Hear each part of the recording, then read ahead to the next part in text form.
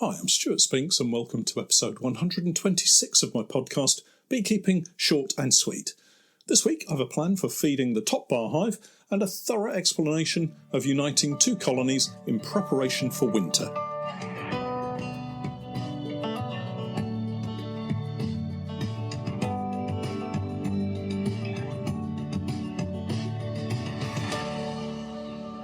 Beekeeping Short and Sweet, a beekeeping podcast for the inquisitive beekeeper with a short attention span. A beekeeper, in fact, just like me. I'm grateful to Honeypore Hives for sponsoring in part our podcast for this season. Honeypore Hives, as I'm sure you're aware, are poly Langstroth hives, and we're setting up an apiary full of their hives this season, courtesy of Honeypore. Check out their range of hives and other equipment on their website, and I'll leave links to all of the websites in the show notes as usual. Honeypore Hives, designed by beekeepers for beekeepers. Hello again and welcome back to the podcast. It's been a pretty uneventful week with the bees. Walking around the apiaries at this time of the year is so very calming. Maybe not for the bees, of course, as they race around trying to find every last grain of pollen and every last drop of nectar. And then, of course, the beekeeper comes along and dumps a load of sugar syrup on top of them. I wonder if upon discovering the syrup they get excited. Anyway, I was struck by how lucky I am this week. We were over at the Fishing Lakes apiaries filming our weekly content, and in between apiaries there's a chance now to sit and watch the bees, and in fact lots of other winged creatures. The Fishing Lakes attract a huge variety of birds, and not being a twitcher, my recognition skills are not so great. To confirm this, I posted a picture to our social media streams in the late spring of what I took to be a sparrowhawk. Of course, I was immediately corrected and told it was in fact a kestrel. It wasn't hovering in the sky like kestrels do, it was in a nest box, so I'm trying to forgive myself for making the mistake, but you can always rely on social media to jump straight in and correct you when you get it wrong. Anyway, as I was saying, the peaceful apiary locations I have are absolutely fantastic, and the lakes are at their very best right now. Early mornings at the lakes reveal a huge number of spider webs, all sagging under the weight of the overnight dew. I think these would go unnoticed later in the day when the water has evaporated. I wonder if the spiders actually move around their webs cleaning the water off or even drinking it. I'm sure someone out there will have the answer, I'm sure. So the fishing lakes provide a fantastic escape from the hustle and bustle of everyday stresses and strains. And if it weren't for the traffic noise from the southern bypass that curves around the bottom half of Norwich, it would seem idyllic. Just sat watching the hives reveals a wealth of information that you might not always pick up on if you head straight into the hive, as I find I have to do at our busiest times of the year. Then there's no time to sit with a drink and marvel at the comings and goings at the hive entrance. Right now there's a lot of ivy pollen coming in, bright yellow legs laden with protein for the collective food stores, and no doubt lots of nectar from the same source. I was surprised actually by the lack of wasps at these apiaries, given that a couple of our other apiaries were having a real battle with hundreds of wasps. They're like raiding parties, sneaking in at the edges of the hive entrances and escaping with contraband while the helpless bees look on. That, of course, is in the very weakest colonies. Those wasps wouldn't get anywhere near the precious stores of the strongest hives. Guard bees mill around the entrances, checking and rechecking as each new arrival heads into the hive, and when wasps attempt to get in, all hell breaks loose. As I said, here at the Fishing Lakes, we've had a relatively wasp-free start to autumn, and the bees have really packed away the stores, and I'm feeling fairly relaxed about how things are progressing. The treatments are still in the hives. This year we're using Apitraz again, although I have noticed in one or two nukes we've hit a brood break. It looks to have coincided with the application of the treatments because they have no open brood or any larvae at any stage at all, and the queens are just starting to lay eggs again. I'm hoping the effect of this is that more of the varroa mites have become exposed to the treatment and will be removed from the hive as we head towards the winter. I've only checked a couple of the nukes really. Most of the full-size colonies were checked a couple of weeks ago, and with everything being fine, there's really not a great need to check them again until spring. The fishing lake site is where we have our top bar hive experiment, and this week I finally got round to sorting out the feeder for it. To be fair, Pete did all the construction work according to my plans, so it was a case of popping to the workshop and picking up the feeder rather than making it myself. I mentioned it last week and thought you might like to hear the follow-up saga because it has been a bit of a saga. To give you some idea of the feeder shape and dimensions, it basically fits inside the top bar hive body, so is a triangular shape, takes up about the space of 4 top bars, perhaps 25 centimetres wide or thereabouts. It has a removable clear plastic lid, which sits in a little recess that Pete has cut into it, and has a slit cut into one side that measures about 1 centimetre high and maybe 15 centimetres wide. This is to let the bees into the feeder and access to the syrup. I had been pondering how we should feed them for some time, and the fondant question was still in my mind. Perhaps it would have been better to simply give them fondant. Anyway, we have the syrup feeder now, so we should get on and use it. You may have already seen the video on Patreon and know what's coming, but for those of you yet to see the video, the plan was to insert the feeder at the side of the top bars closest to the comb, where the bees could get straight into it and get storing syrup. Just one problem. My measurements weren't quite right. I say weren't quite right. The feeder was actually about 4 inches too tall. I sometimes wish I could remember to check out these things before committing everything to video. Anyway, we were already shooting the video and I thought, well, we may as well continue and, like so many beekeepers, come up with an alternative solution to the problem. Fondant. It was sitting there in the back of the truck and I could easily pack some into the side of the top bar hive for the bees to feed on and still keep everything nicely enclosed to prevent robbing by other bees and those pesky wasps.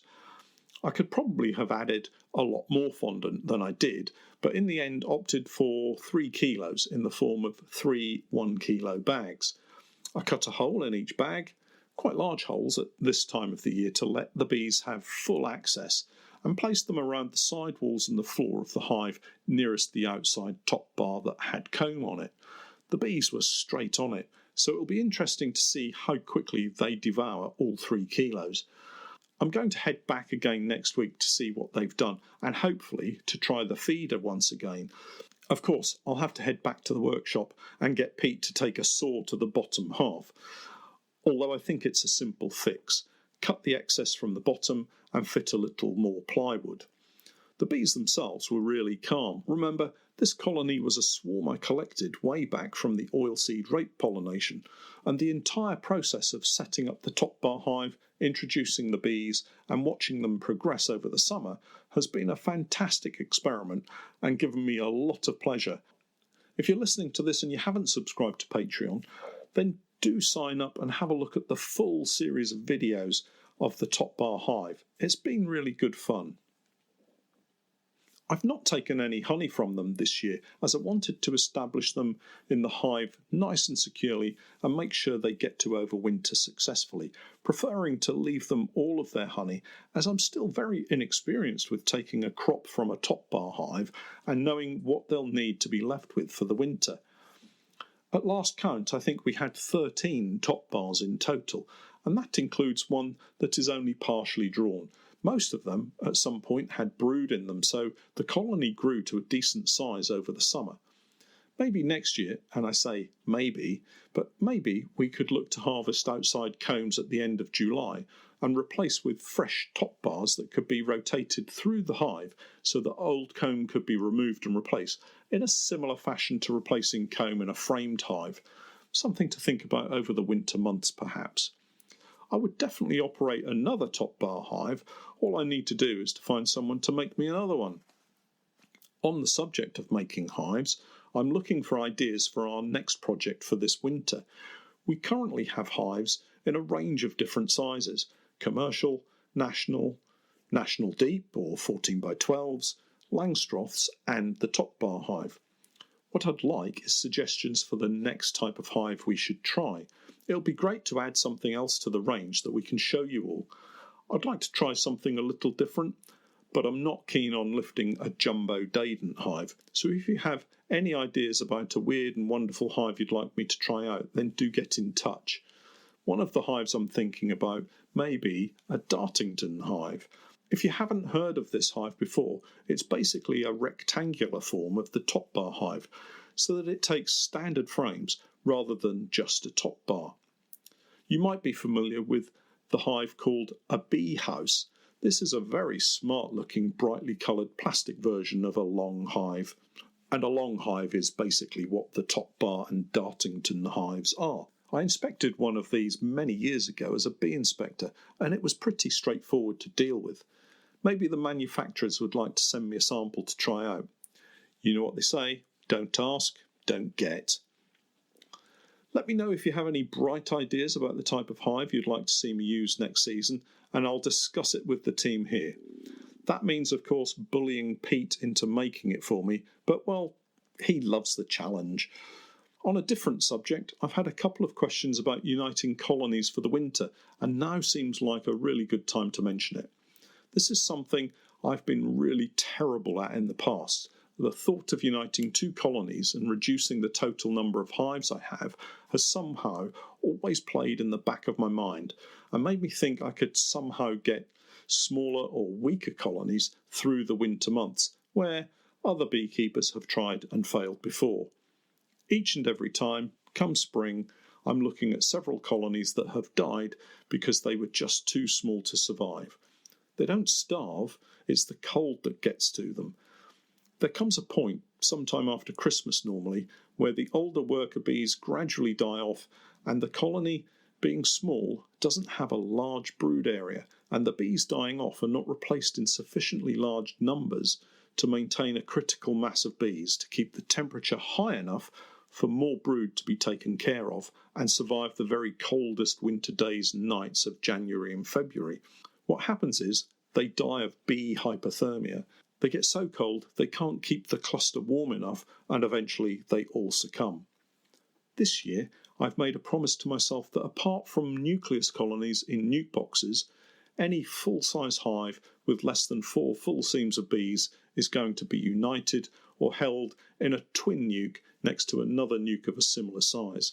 By that I mean I have nuke boxes in the commercial nuke box size that fit together side by side beneath a standard roof, and when strapped tightly together provide mutual warmth between the centre, enough to give them the warmth that they need to survive. I've used this method over many years and it works really well. Of course, they still need to be queen right and have plenty of food, but it's the cold that usually gets them in the long run. This setup seems to work really nicely. So one of the questions I was asked about uniting colonies was whether the queen right colony goes on top or beneath the queenless colony. More about this in a moment, but it does bring up another question. You might be uniting two colonies that actually queen right, so how do you decide which to keep and which to sacrifice? Well, I'm sorry to say that's really down to you. You know your bees and how they've performed, whether they are grumpy bees or calm bees, whether they have a tendency to be frugal or need lots of food. What I would advise is be very careful about uniting colonies that may have disease. Not the two nasty ones, AFB or EFB, but things that sometimes go unnoticed, such as CBPV or chalk brood, for instance. Just have a good look at them before you unite them. Uniting colonies ideally needs to be done by the end of this month, September, but I've united colonies well into October successfully. Sometimes you don't have any control over the situation and just have to get on with it. So here's what I do to unite them. Firstly, I like to get them close together and facing the same direction. This may mean moving hives and stands and changing the way your apiary is currently set up, so get onto that as quickly as possible. I'll normally move both hives to another apiary just to avoid confusion and drifting between other colonies. You'll need a newspaper of some sort. Personally, I like the freebie advertiser ones. It's the beekeeper in me, I guess. You'll also need a queen excluder, and this serves two purposes, which I'll come on to. Firstly, break down both colonies to the brood box, and if you have to remove a queen, carry out an inspection to find her. Once she's been taken care of, you can unite the hive quite easily. You may need someone to help with the lifting, as these brood boxes can get really quite heavy at this time of the year. Open up your newspaper of choice and lay it down on top of the now queenless brood box and place the queen excluder on top of this. Grab your hive tool and pop a couple of small slits in the newspaper beneath the queen excluder. This just makes it easier for the bees to start chewing through the paper and uniting the colonies. Next, place the queen right brood box on top of the queen excluder. Make sure you check the floor to see if the queen has run down onto it, and if she's there, just chase her onto the top bars of her brood box. Shake the remaining bees off the floor and remove the floor away from the newly created double brood box. Put on the crown board and the roof on top of that and remove all other spare equipment. That's it. It's really as simple as that. Now, why put the queen right colony on top? This again is one of those choices beekeepers have, and for me, it makes sense to put her in the top box for a number of reasons. Firstly, I want to keep her trapped in the top box and not have the ability to run out of the hive if things go sideways in some way. It's never happened to me yet, but you do hear stories. Secondly, we're uniting them for the winter, and at some point I want to remove the queen excluder. It's simpler to lift the top box off rather than having to lift both boxes off if you've decided to put the queen excluder between the floor and the bottom box. And lastly, I prefer for my double brood colonies, or brood and a half, to have the brood nest in the top part of the hive, away from the cool winds and drafts that might blow through them over the winter. Give them a couple of days and you should see telltale signs of shredded newspaper on the floor outside the hive where the bees have chewed through the paper and cleaned up after themselves. A few more days and you can go back in and check that all is well and remove the queen excluder. Job done. Follow this routine and I'm sure you'll have complete success in uniting smaller colonies to overwinter and be ready for a fast start in the spring with strong, healthy colonies. That's it for this week. Don't forget the new annual subscriptions are available now on my Patreon page, and grab 2 months free subscription. That's regardless of what level content you sign up for. Simply head over to the webpage patreon.com/Norfolk Honey and select access to the content that you would like. The offer for 2 months free access is available until the end of September, so do make sure you look at it before it expires.